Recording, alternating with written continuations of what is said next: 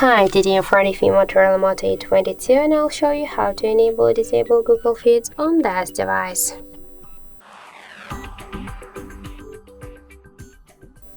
So now we can see that the Google Discovery is activated. If you want to turn it off, we should hold for a while our home screen with the finger and tap to home settings. After that, we'll see here swipe access section, tap here and switch Google Feed to nothing. Now let's just go back to the home screen and we can see that the Google Discovery successfully turned off. If you want to turn it on, by the same way, go to the home settings, tap to swipe access and switch it to the Google Feed. So that's it, thank you for watching, and if you find this video helpful, don't forget to leave a like, comment and to subscribe our channel.